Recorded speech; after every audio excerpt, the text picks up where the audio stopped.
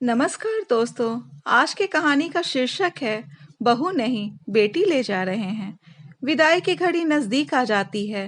तभी प्राची को गले लगाते हुए माँ ने कहा, आज से तेरे सास ससुर ही तेरे माँ बाप हैं।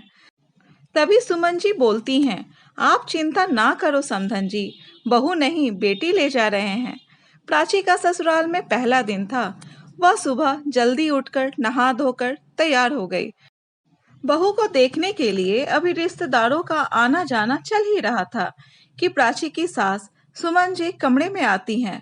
अरे, यह क्या बहू, ऐसे कैसे बैठ गई बिना घूंघट के? नई नई शादी हुई है, सबको ऐसे ही मुंह दिखाती फिरोगी क्या? चलो घूंघट कर लो। प्राची का पहले ही दिन अपनी सास सुमन जी से ऐसे व्यवहार की उम्मीद ना थी। शादी के पहले फोन पर जब भी बात होती थी तो हमेशा यही कहती थी, रोमा की तरह तुम भी हमारी बेटी हो और बेटी की तरह रखेंगे। फिर ये क्या? प्राची ने सोचा शायद अभी रिश्तेदारों का आना जाना है, इसलिए ऐसा कह रही हूँ। प्राची ने उनकी बातों को दिल से नहीं लगाया और लंबा घूंघट करके बैठ गई। मेहमानों के जाने के बाद भी सुमन जी हमेशा प्राची को ससुर जी के सामने भी घूंघट करने के लिए टोकती रहती। एक दिन सुमन जी और प्राची एक जगह साथ में खाना खा रही थी। प्राची को रोटी चाहिए थी। घर में कोई और था भी नहीं, तो प्राची ने सोचा खुद ही रोटी निकाल लूं। प्राची ने जैसे ही रोटी के लिए हाथ बढ़ाया, सुमन जी जोर से चिल्लाई, अरे ये क्या बहू, पूरे रोटियों को जूठी कर दोगे क्या? बहुओं का जूठा छुआ ससुर जी नहीं खाते, तुम्हें नहीं पता क्या? सुमन जी की आवाज में इतना तीखापन और झुंझलाहट था कि बेचारी प्राची की भूख ही मर गई। सुमन जी हमेशा किसी न किसी बात पर प्राची को टोकती रहती थी। बहू ये मत करो, बहू वो मत करो, ऐसे रहो, ऐसे करो। प्राची हमेशा सोचती कि अब मैं और नहीं सुन सकती, लेकिन परिवार में शांति बनाए रखने के लिए वो कभी सुमन जी को पलटकर जवाब नहीं देती। हमेशा हंसमुख और चंचल रहने वाली प्राची गुमसुम रहने लगी। ससुराल में उसे घुटन सी होने लगी।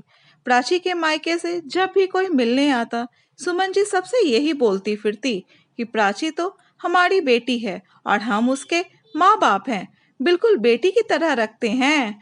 एक दिन प्राची और उसकी ननद रोमा किसी बात को लेकर जोर जोर से हंसते हुए बातें कर रही थी। तभी सुमन जी गुस्से से आती हैं और जोर से चिल्लाते हुए बोलती हैं, बहुए इतनी जोर से हंसती हैं क्या? पड़ोसी भी सोच रहे होंगे, इनकी बहू तो कितने जोर जोर से हंसती है, जोर जोर से बोलती है, तुम तो मेरी नाक ही कटवा दोगी। यही सिखाया है क्या तुम्हारे माँ बाप ने? कोई संस्कार नहीं सिखाया है। माँ बाप के संस्कार पर सवाल उठाने पर प्राची से रहा ना गया।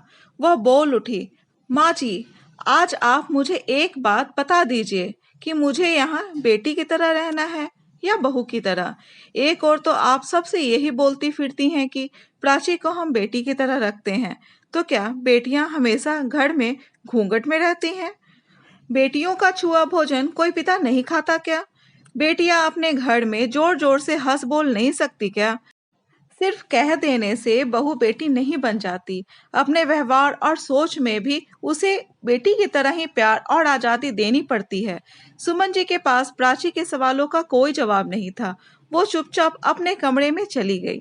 सीख, हमारे समाज में आज सभी ससुराल वाले यही कहते हैं कि हम बहू को बेटी की तरह रखते हैं। फिर क्यों कदम कदम पर उन्हें ये एहसास दिलाया जाता है कि तुम बेटी नहीं बहू हो? सिर्फ बहुओं से ही ये अपेक्षा की जाती है कि वह सास ससुर को माँ बाप की तरह प्यार और सम्मान दे, और जो लड़की अपने माँ बाप भाई बहन को छोड़कर आती है, वो ससुराल में सभी को अपने परिवार की तरह मान भी लेती है। पर क्या ससुराल में उसे बेटी की तरह माना जाता है? उसे बेटी की तरह पहनने, घूमने फिरने, हंसने बोलने की आज़ादी दी जाती है? दोस्तों, ये कहानी कैसी लगी कमेंट बॉक्स में ज़रूर बताएं। और अगर कहानी अच्छी लगी हो तो कहानी को लाइक, शेयर और चैनल को सब्सक्राइब करना ना भूलें।